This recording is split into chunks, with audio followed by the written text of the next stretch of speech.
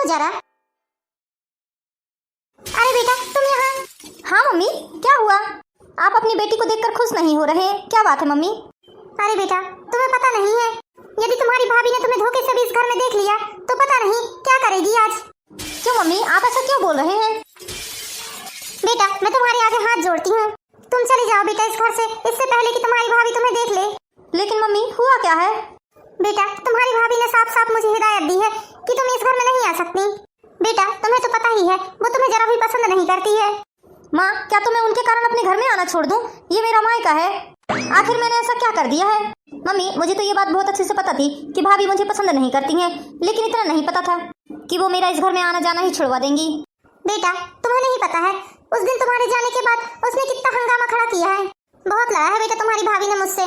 ठीक है माँ मैं जा तो रही हूँ, लेकिन भाभी ने ये अच्छा नहीं किया है मुझसे मेरा मायका छुड़वा कर। बेटा मैं भी क्या करूँ, मैं भी मजबूर हूँ, यदि तुम्हारा इस घर में आना जाना लगा ही रहा तो मेरे लिए मुसीबत बन जाएगी। माँ आप जरा भी परेशान मत हो, मैं हूँ ना, मैं आपके लिए मुसीबत नहीं बन सकती। मैं अपनी माँ को हमेशा खुश देखना चाहती हूँ बस। मैं तो नहीं आऊंगी माँ, यदि किसी कारणवश आपको यदि कोई भी तकलीफ हुई तो फिर मैं हमेशा आपके साथ खड़ी हूँ। ये भाभी बहुत गलत कर रही हैं। तू रो मत बेटा। कैसे ना रो माँ मैं?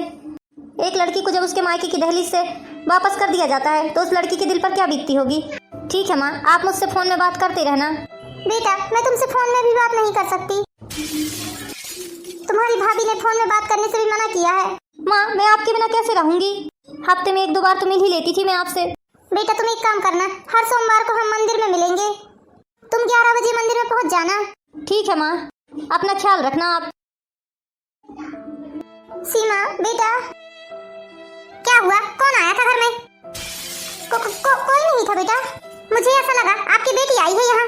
एक बात कान खोल कर सुन लीजिए मम्मी जी, यदि आपकी बेटी आई यहाँ पर तो मैं इस घर छोड़कर चली जाऊंगी।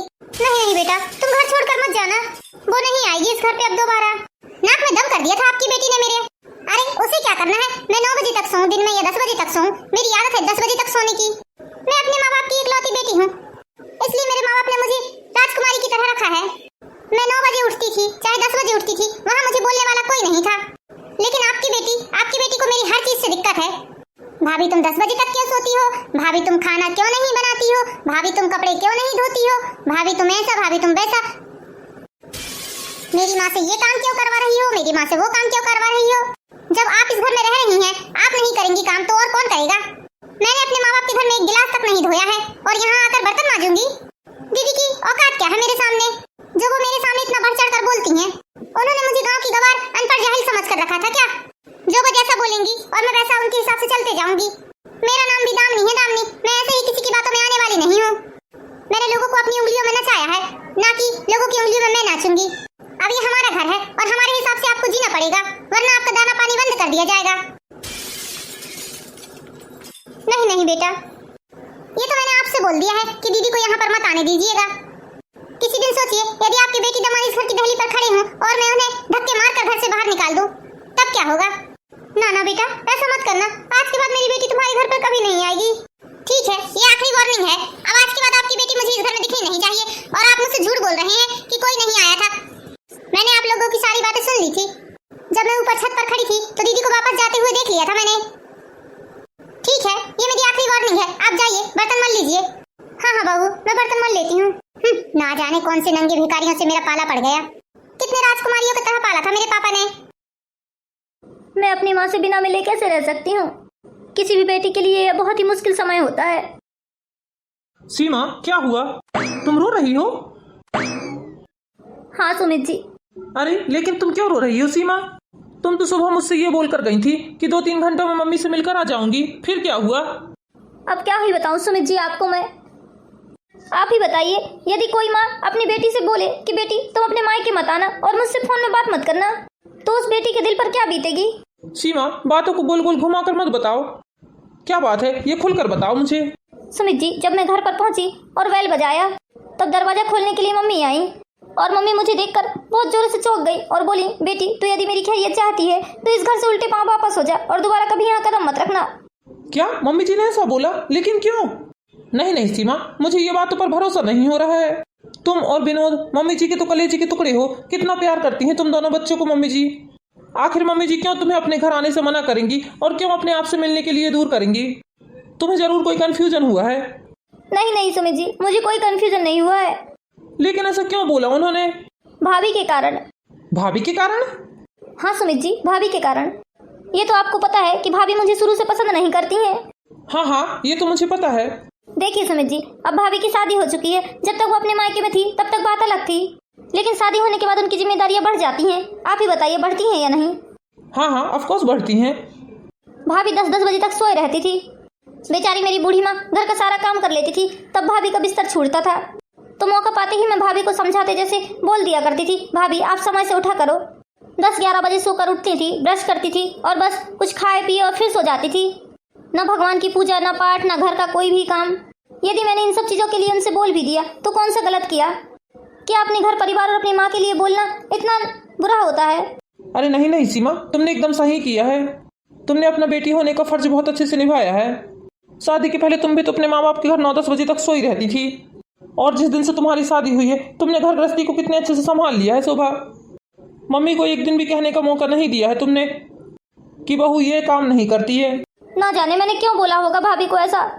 कम से कम अपनी माँ से किसी भी बहाने मिल तो लिया करती थी, फोन में बात तो कर लिया करती थी। सीमा, किसी भी बात को थोड़ा सा समय देना चाहिए। जब बात बिगड़ती है तो थोड़ा सा इन सब चीजों से हट जाना चाहिए, क्योंकि समय ही अच्छे अच्छे घाव भर देता है। ये बताओ सीमा, क्या विनोद कुछ नहीं बोलता अपनी बीवी को? विनोद भैया क्या बोलेंगे? विनोद भैया क्या बोलेंगे? वो तो पूरे जोरू के गुलाम हैं। जो भाभी बोल देती है वही पत्थर की लकीर है उनके लिए। उनके लिए खून के रिश्ते कोई मायने नहीं रखते। ये तो बहुत गलत बात है सीमा। हाँ जी, माँ बहुत ही ज्यादा परेशान है भाभी की इन हरकतों से, और सबसे ज्यादा परेशान तो भैया की हरकतों से है कि उन्हें कोई फर्क ही नहीं पड़ रहा है। माँ को दिन भर ऐसा नौकरानी की तरह काम करते देखकर विनोद का दिल जरा भी नहीं पसीजता क्या? नहीं जी, वो तो और उल्टा बोलते हैं, माँ यदि आप काम धंधा नहीं करोगे तो आपके हाथ पैर जाम हो जाएंगे। और मैं इतनी लाचार हो गई हूँ कि इतना सब होने के बाद भी मैं कुछ नहीं कर सकती हूँ। यहाँ तक कि मेरा जाना आना भी भाभी ने बंद करवा दिया मेरे मायके में। यदि मैं अपनी जिद से जाती भी हूँ तो मेरे आने के बाद माँ पर बहुत ही ज्यादा अत्याचार करेगी भाभी, बहुत भला बुरा सुनाएगी उन्हें, उनका जीना हराम हो जाएगा। मैं क्या करूँ जी, मुझे कुछ समझ ही नहीं आ रहा है। देखो सीमा, तुम तनिक भी टेंशन मत लो, सब चीज ठीक हो जाएगी, बस थोड़ा धीरज रखो। मेरी माँ तो इतनी भोली भाली सीधी सादी है कि वो अपने लिए आवाज तक नहीं उठा सकती। सारे अत्याचारों को मेरी माँ हंसकर सह लेती है। हाँ सीमा, सही में मम्मी जी बहुत ही ज्यादा सीधी सादी हैं। इतना सीधापन भी ठीक नहीं है। देखो ना, आज उनका यही सीधापन उन पर कितना हावी हो रहा है। हाँ जी, ये दुनिया टेढ़ों की है। टेढ़े लोग ही इस दुनिया में ढंग से चल पाते हैं। सीधे साधे लोगों को तो लोग बाग जीने भी नहीं देते हैं। देखो सीमा, तुम जरा भी टेंशन मत लो, मैं देखता हूँ, कुछ करता हूँ। मैं सारा हाल चाल जानने के बाद मुझे तो यही लग रहा है कि मम्मी जी को अब हमें यहाँ पर ला लेना चाहिए। ना ना विनोद जी, मैं ऐसा काम नहीं कर सकती, और माँ खुद अपने बेटी के घर में नहीं आ सकती। चाहे वो अपने घर में नौकरानी की तरह रहें या चाहे जो भी सहन करना पड़े, लेकिन वो अपने घर पर ही रहेंगी। मेरे क्या, किसी के बोलने से भी माँ बिल्कुल नहीं मानेंगी। माँ बहुत ही ज्यादा स्वाभिमानी औरत है। हाँ वो तो मुझे पता है, लेकिन फिर भी अब तुम एक बात ये बताओ, जब तुम माँ से मिलोगी भी नहीं, फोन में बात भी नहीं करोगी, तो माँ का हाल चाल कैसे जानोगी? सुमित जी, माँ ने बोला है हर मंडे को हम मंदिर में मिला करेंगे 11 बजे। हाँ ठीक है, ये तो बहुत अच्छा काम किया है माँ ने। तुम ऐसा ही करना, कम से कम हफ्ते में एक बार माँ से मिल लिया करोगी तो तुम्हारे और माँ के दिल को भी तसल्ली मिलेगी। चलो अब ज़्यादा टेंशन मत लो, रोना धोना बंद करो, भगवान पर भरोसा करो, जाकर मुँह हाथ धुलो और कुछ खा लो, और मुझे भी खाना दे दो। हाँ हाँ जी, मैं तो भूल ही गई थी, आप ऑफिस से आए हैं, आपको मैंने चाय के लिए तक नहीं पूछा है। अरे अरे कोई बात नहीं सीमा, मैं अभी आपके लिए चाय बना कर लेके आती हूँ।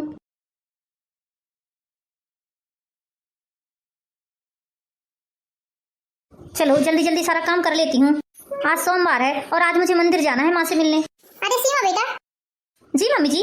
क्या बात है बेटा, आज तुम बहुत जल्दी जल्दी काम कर रही हो। मम्मी जी, आज सोमवार है। अच्छा बेटा, सोमवार है मतलब आज तुम अपनी माँ से मिलने जा रही हो। जी मम्मी जी। हाँ बेटा, जाओ जाओ मिलकर आ जाओ समधन जी से। तुम ऐसा क्यों नहीं करती बेटा, 8-15 दिनों के लिए तुम उन्हें यहाँ पर क्यों नहीं बुला लेती? नहीं मम्मी जी, मम्मी नहीं आएंगी यहाँ। ठीक है बेटा, फिर भी तुम उन्हें बोल कर देखना। हाँ ठीक है मम्मी जी। ठीक है मम्मी जी, 11 बज गए हैं, अब मैं चलती हूँ। हाँ हाँ बेटा, जाओ उन्हें थोड़ा समझाना। और ठीक है मम्मी जी। बेटा मंदिर से आते आते सब्जी लेकर आ जाना। जी ठीक है।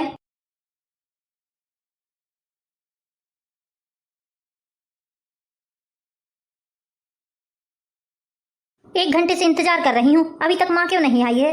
बेचारी काम करती होंगी। कहीं ऐसा तो नहीं कि भाभी को पता चल गया हो कि माँ मेरे से मिलने के लिए मंदिर आ रही हैं।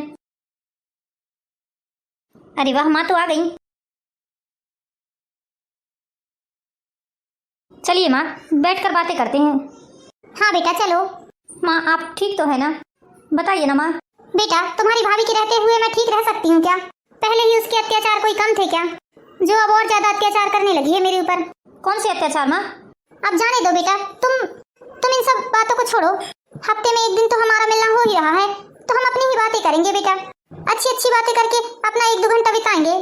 नहीं माँ, आपने जो बोला वो सारी बातें मैंने मान ली है, लेकिन अब नहीं।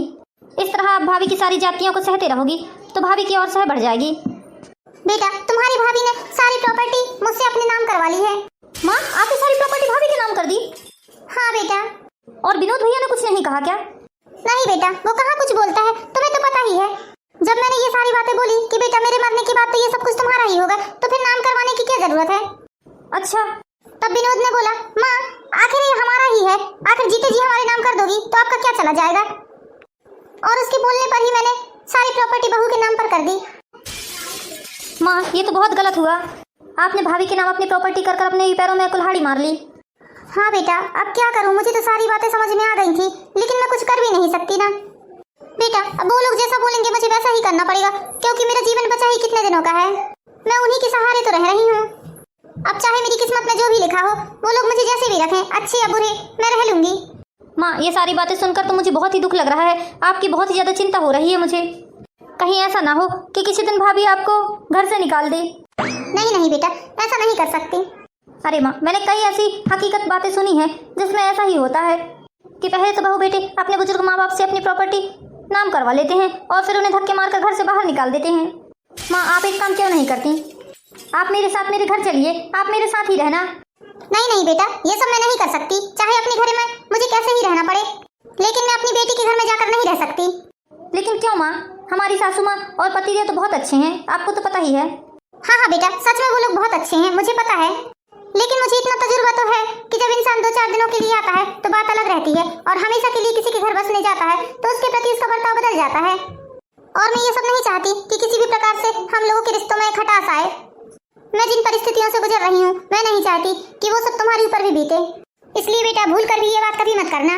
मेरी किस्मत में जो लिखा होगा वो मैं काट लूंगी, लेकिन तुम ये सब मत बोलो। तुम अपने जीवन में किसी भी प्रकार की मुसीबतों को खड़ा मत करो। मेरे जाने से तुम्हारे घर में कलेश होने लगेंगे बेटा, और एक माँ अपनी बेटी का घर कभी भी बर्बाद नहीं होने दे सकती। वैसे भी मेरे जीवन के बचे ही कितने दिन हैं। भगवान तुम्हें हमेशा खुश रखे और तुम्हारे परिवार को भी हमेशा खुश रखे बेटा, बस यही कामना है मेरी। ठीक है मम्मी, अब आप इतना बोल रही हैं तो मैं आपको नहीं बोलूंगी जाने के लिए, बस लेकिन आप किसी भी प्रकार से भाभी को उनकी बातों का जवाब देना सीख जाइए। इतना अत्याचार मत सहिए आप भाभी का, वरना आपकी जिंदगी नरक से भी बदतर हो जाएगी। बेटा मैं उसकी बातों का जवाब नहीं दे सकती, लेकिन वो भगवान है ना, वो देख रहा है। उसके घर में देर है अंधेर नहीं है। ऊपर वाले की लाठी में आवाज नहीं होती बेटा, ऊपर वाला खुद बहू के कर्मों की सजा उसे देगा। माँ मुझे हर वक्त आपकी चिंता लगी रहती है कि आप कैसी हो, ना ही आपसे मेरी बात हो पाती है, ना ही मिलना हो पाता है। भैया भाभी के ऐसे रंग ढंग देखकर तो मुझे आपकी बहुत ही ज्यादा चिंता होती है। अभी तो आपके हाथ पैर चल रहे हैं, आप सारे घर का काम कर लेती हैं, फिर भी वो लोग आपसे किस तरह से बात करते हैं। भगवान ना करे किसी दिन यदि आपको कुछ हो गया तब आपका क्या होगा। मुझे बहुत ही ज्यादा फिक्र होती है आपकी। अरे बेटा तुम चिंता मत करो, कुछ नहीं होता मुझे। बेटा मुझे आए हुए बहुत टाइम हो गया है, अब मुझे चलना चाहिए। बहू वैसे भी रास्ता देखती होगी, ऐसा ना हो कि मेरे जाने के बाद फिर से कलेश चालू कर दे वो। ठीक है माँ, जाइए आप। माँ अपना ख्याल रखना। हाँ बेटा। और अगले सोमवार को आप जल्दी आ जाना। हाँ बेटा ठीक है। मम्मी जी। हाँ बेटा क्या बोल रही हो? मेरा सर दर्द से फटा जा रहा है, मुझे एक कप चाय बना कर दीजिए। बेटा ये क्या, तुमने किस तरह से कपड़े पहने हैं? अरे सूट भी पहना है तो कम से कम तरीके का सूट तो पहन लेती, तुम बहू हो इस घर की। आप होती कौन है मुझे ये बात बोलने वाली? मुझे सब पता है मुझे क्या पहनना चाहिए क्या नहीं। मैं इतनी पढ़ी लिखी शहर की लड़की हूँ, करोड़पति खानदान की बेटी हूँ मैं, अपना स्टैंडर्ड मेंटेन करना आता है मुझे। आप अपनी भिखारन बेटी से तुलना तो नहीं कर रही हैं कहीं मेरी? अरे बहू तुम मेरी बेटी को क्यों बीच में ला रही हो? यदि आपने आज के बाद मुझसे इस तरह से बात की तो मुझसे बुरा कोई नहीं होगा, एक बात समझ लीजिएगा। अब जाइए